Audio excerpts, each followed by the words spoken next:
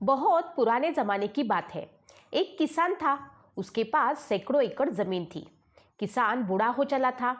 उसका एक लड़का था। उसका नाम केशव था। एक दिन अचानक जमींदार की मृत्यु हो गई। अब सारी ज़मीन की देखभाल उसके लड़के के ऊपर आ गई।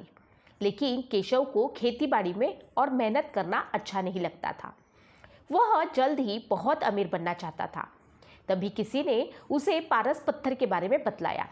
पारस पत्थर एक ऐसा पत्थर होता है जिसे किसी भी धातु से स्पर्श करने पर वह धातु सोना बन जाती है। केशव किसी भी कीमत पर पारस पत्थर पाना चाहता था। उसने पारस पत्थर ढूंढने का बहुत प्रयास किया, किंतु उसे पारस पत्थर कहीं नहीं मिला। पारस पत्थर के लिए उसने कई लोगों से संपर्क किया, किंतु वह पारस पत्थर पाने में असफल रहा। आसपास के ठगों को पता चल गया था कि केशव किसी भी कीमत पर पारस पत्थर पाना चाहता है। ठगों ने पारस पत्थर का लालच देकर केशव से लाखों रुपए ठग लिए। ठगों के बाद केशव ढोंगी बाबाओं के जाल में फंस गया। ढोंगी बाबाओं ने भी उसको लालच देकर बहुत सा पैसा ऐंठ लिया। पारस पत्थर के लोभ में उसको बहुत नुकसान हुआ और उसे अपनी कई एकड़ जमीन भी बेचनी पड़ी। केशव की पत्नी हमेशा उसे समझाती थी, इन सब बातों में मत पड़ो।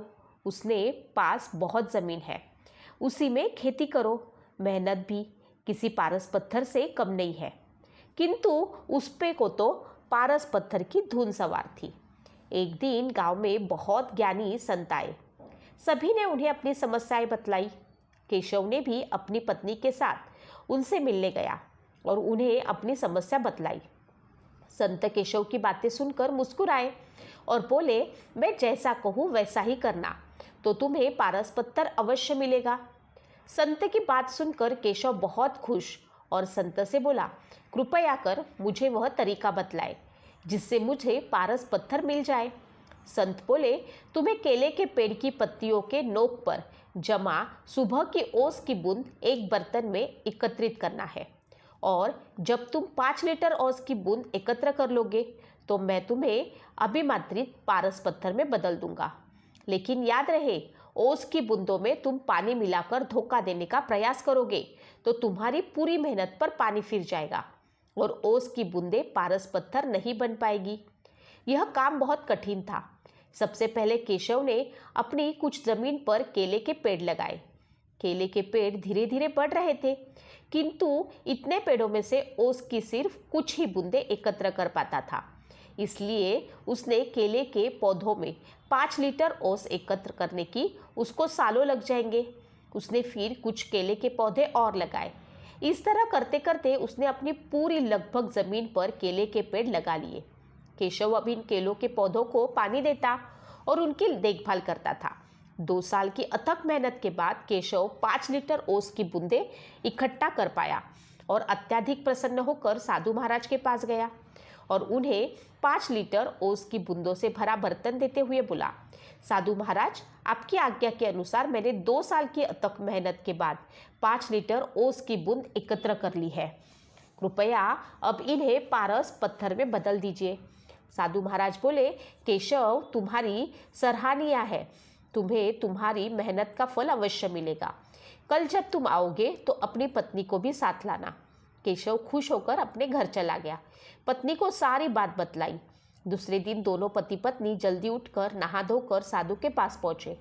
साधु ने केशव को देखकर कहा, केशव, मैंने ओस की बूंदों को पारस पत्थर में बदलने का बहुत प्रयास किया, किंतु मैं उन्हें पारस पत्थर में नहीं बदल सका। यह सुनकर केशव बहुत उदास हुआ और साधु से बोला, आपके कहे अनुसार मैंने 2 साल अथक मेहनत करके 5 लीटर ओस की बूंदें इकट्ठी कर ली थी, किंतु मेरी मेहनत बेकार गई। अपने भी दूसरे लोगों की तरह मुझसे झूठ बोला। केशव की बात सुनकर साधु बोले, बेटा, मेहनत कभी बेकार नहीं जाती। तुम्हारी पत्नी के हाथ में जो पोटली है उसे खोलो। केशव ने उसकी पत्नी के हाथ में रखी पोटली खोली तो देखकर दंग रह गया। उसमें सोने, चांदी, आभूषणों के कीमती रत्न थे।